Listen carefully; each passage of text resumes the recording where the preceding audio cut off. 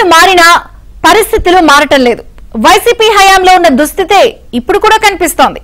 ఆంధ్రప్రదేశ్ లో రోడ్లు మరీ అధ్వాన్నంగా తయారయ్యాయి.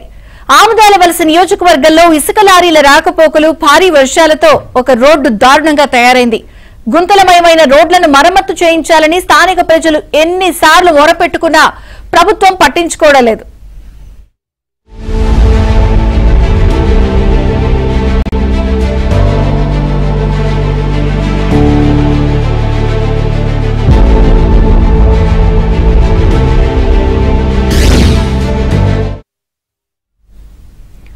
ఇసుక లారీలతో ఆ ప్రాంతవాసులకు నిత్యం నరకం కనిపిస్తోంది.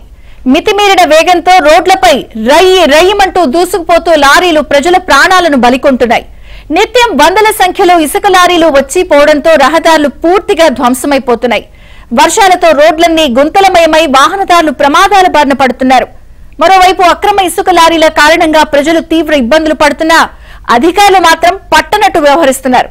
శ్రీకాకుళం జిల్లా ఆముదాలవలస నియోజకవర్గంలోని కొల్లివలస నారాయణపురం రహదారిలో ప్రయాణికుల కష్టాలపై ఏబిఎన్ స్పాట్లైట్.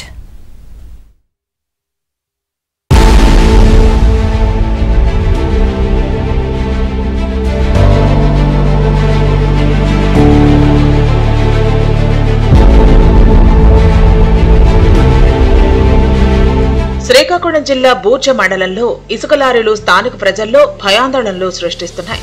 హై స్పీడ్ తో దూసుకుపోతూ రోడ్డు ప్రమాదాలకు కారణమవుతున్నాయి. రోజు రోజుకు ఇసుక లారీల సంఖ్య పెరుగుతూ ఉండటంతో స్థానిక ప్రజలు ఆందోళన చెందుతున్నారు. నిత్యం వందల సంఖ్యలో లారీలు హెవీ లోడ్ తో వెళుతుంటే ప్రజల ప్రాణాలను అరచేతిలో పెట్టుకుని బిక్కుబిక్కుమంటూ బతుకుతున్నారు. చిన్నారులు, వృద్ధులు అయితే రోడ్లపైకి రావాలంటేనే వణికిపోతున్నారు. రాత్రి పగలు తేడా లేకుండా ఇసుక లారీలు గ్రామాల మీదుగా దూసుకుపోతుంటే ఎప్పుడు ఎవరి ప్రాణాలు గాల్లో కలిసిపోతాయో తెలియక బూర్జ మండలంలోని 5 గ్రామాల ప్రజలు ఆందోళన చెందుతున్నారు. కొల్లివలస నుంచి నారాయణపురం వరకు ఉన్న 5 కిలోమీటర్ల రహదారి ఇసుక లారీల పుణ్యమా అని అధ్వానంగా తయారైంది. అటువైపు వెళితే ఇక తిరిగి ఇంటికి క్షేమంగా చేరుతామన్న గ్యారంటీ ఉండదు.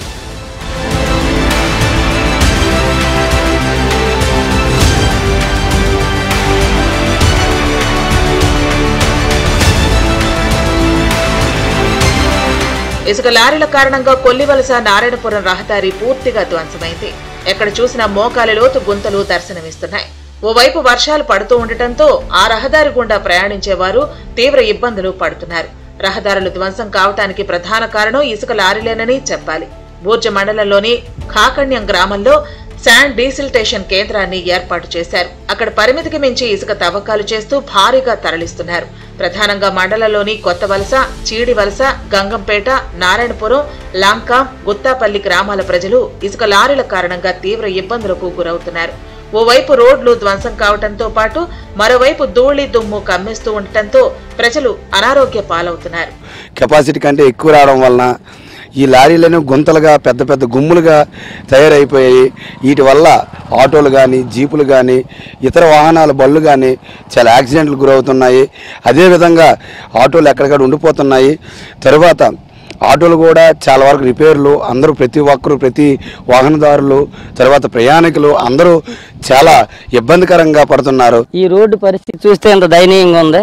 ఉదయాన్నే మరి పిల్లలు కాలేజీకి, స్కూల్కి వచ్చి వెళ్ళాలనుకుంటే ఇబ్బందికరంగా ఉంది. మళ్ళీ వాళ్ళు వచ్చేపాటి సాయంత్రం అవుతుంది.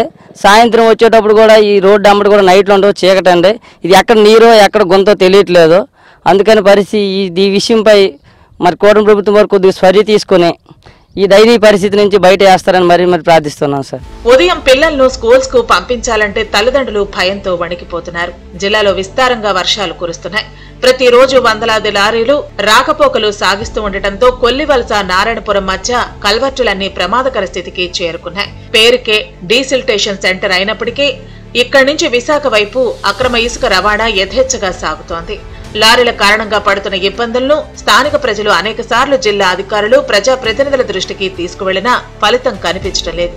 మీ చావు మీరు చావండి అన్నట్టుగానే అధికారులు వ్యవహరిస్తున్నారని స్థానికులు ఆవేదన చెందుతున్నారు. పడుతున్నారు. మేము ఏ రకంగా బతకాలండి ఈ ఆటోలతోటి? మీరు లారీలు రాత్రి పోలు ఇసుక లారీలతో తిరుగుతున్నారు, గుంతలు అయిపోయినాయి. ఎవరు కూడా మరి పట్టించేసుకోవట్లేదు. ప్రతి ఒక్కరు వచ్చి చూసి వెళ్ళిపోతున్నారు. ఇప్పుడు వర్షకాలం మరి పెద్ద పెద్ద గుమ్ములైపోయి బాగా ఇబ్బందికరంగా ఉంటుంది. చాలా ఘోరంగా ఉంది. అసలు ఎవరు పట్టించుకోవడం లేదు, ఏ నాయకుడైనా పట్టించుకోలేదు. ఎంత ఘోరంగా ఉందంటే ఒకటే నమ్ముతుందా. అసలు బైక్ కూడా వెళ్ళడం లేదండి. అసలు ఏ లారీ కూడా ఇసుక ర్యాంప్ ఇచ్చారు, ఇసుక ర్యాంప్ ఇచ్చిన నుంచి మరీ తినేసి రోడ్డు వెళ్ళ తినేంటారు. రోడ్డు 50 టన్నులు రోడ్లు వస్తుంటే ఏ రోడ్లు కాదు అలాంటివి. ప్రభుత్వం ఆలోచించి మాకు రోడ్డు ఏదో చూడండి. పది వాస్తవానికి జిల్లాలోని నాగావళి, వంశధార నదులకు సంబంధించి 10 వరకు శాండ్ డీసిల్టేషన్ సెంటర్లను అధికారులు అనుమతించారు. వర్షాకాలంలో నదుల్లో ఇసుక లభ్యత తక్కువగా ఉంటుంది. ఈ కారణంగా ప్రజల అవసరాలకు ఇబ్బందులు ఉండకూడదన్న సదుద్దేశంతో డీసిల్టేషన్ సెంటర్ల ద్వారా ఇసుక అందిస్తున్నారు. నదుల్లో దిబ్బలుగా ఏర్పడిన ఇసుకను తొలగించి డీసిల్టేషన్ సెంటర్ల ద్వారా ప్రజలకు అందుబాటులో ఉంచడం దీని ప్రధాన ఉద్దేశం. అయితే దీని మాటున అక్రమ దందా పెద్ద ఎత్తున సాగిస్తున్నారు. ఇసుక తవ్వకాలపై అధికారుల పర్యవేక్షణ కొరవటంతోనే ఈ పరిస్థితి దాపురించిందని స్థానికులు చెబుతున్నారు.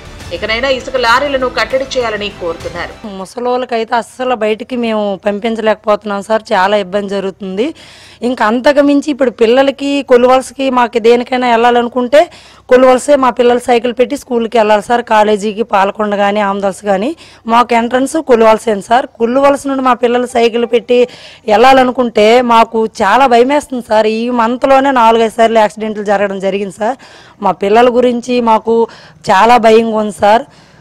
ఇంకా చూస్తుంటే సారు ఇంకా మాకు ఈ నెలలోన మా గ్రామంలో అయితే ఇంచుమించు ఒక 100 కుటుంబాలకు పైన ఈ ఇన్ఫెక్షన్ జ్వరాలే వచ్చాయి సార్. ఎందుకంటే ఈ రోడ్డు తాలుగా ఈ ధూళి వల్ల ప్రతి ఒక్కరికి ఇన్ఫెక్షన్ వచ్చేసి ఇంటి మొత్తం జ్వరాలు అవుతున్నాయి సార్. మాకేమవుతుందంటే రోజుకి కనీసం 100 లారీలు వస్తున్నాయి. ఎలా కాదన్నా ఉదయం సాయంత్రం ఇటు నుంచి అటు నుంచి లారీలు మాత్రం 100కి ఎక్కువే వస్తున్నాయి. వాటి వల్ల వచ్చే ధూళి ఇంటిపైకి రావడం, పిల్లలకి ఇన్ఫెక్షన్ బాగా ఎక్కువగా వస్తుంది. ఇప్పుడు స్కూల్ స్టార్ట్ అవుతున్నాయి కాబట్టి పిల్లలు మేము స్కూల్ దేవటలన్నా ఎవరో ఒకరు తోడు వెళ్తే కానీ అవ్వట్లేదు. ఎవరో ఒకరు తోడు వెళ్లకుండా పిల్లలు ఇన్నాళ్ళు స్వతహాగా వెళ్ళిపోయారు. ఇప్పుడు వెళ్ళలేకపోతున్నారు. నైట్ టైం కూడా అవి ఆగట్లేదు. డే టైం ఓకే సరే మేము ఏదో వంటం ఇచ్చేది, పడుకునే టైం కూడా అవి సౌండ్కి ఇంట్లో వస్తువులు పడిపోవడం, ఆ ధూళి వల్ల ఇంట్లో మేము పడుకున్నా సరే నిద్ర పట్టక పిల్లలేమో జడిసిపోయి ఏమో మేఘం పడుతుందేమో వర్షం పడుతుందేమో అనుకోవడం, పైనుండి సామాన్లు పడడం. ఈ గతుకుల వల్ల ఏమవుతుందంటే మిగతా పెద్దవైపోతున్నాయి గతుకులు. వాళ్ళకి తెలియట్లే వర్షం వచ్చేటప్పుడు అది గతుక గొయ్య రోడ్డు ఏంటంటే తెలియట్లే. కొల్లివలస నారాయణపురం రహదారి ఆ ప్రాంతవాసులకు కీలకంగా ఉంటుందనే చెప్పాలి. ఆముదాల వలస, రాజా నియోజకవర్గాల ప్రజలు ఆ మార్గం గుండానే రాకపోకలు సాగిస్తూ ఉంటారు. ప్రస్తుతం ఇసుక లారీల పుణ్యమా అని ఆ రహదారి గుండా ప్రయాణం చేయలేక పాలకొండ మీదుగా సుదూర ప్రయాణం చేసి రాకపోకలు సాగిస్తున్నారు. కొంతమంది అక్రమ వ్యాపారస్తుల చర్యలు కారణంగా ప్రభుత్వ రహదారులు దెబ్బతింటున్నా అధికార యంత్రాంగం నోరు మెదపకపోవడం విమర్శలకు తావిస్తోంది. ఇసుక లారీలను గ్రామాల బయట నుంచి పంపించే విధంగా చర్యలు తీసుకోవాలని బూర్జ మండల వాసులు కోరుతున్నారు. ప్రభుత్వం తమ గోడు విని పరిష్కార మార్గాన్ని చూపాలని వేడుకుంటున్నారు.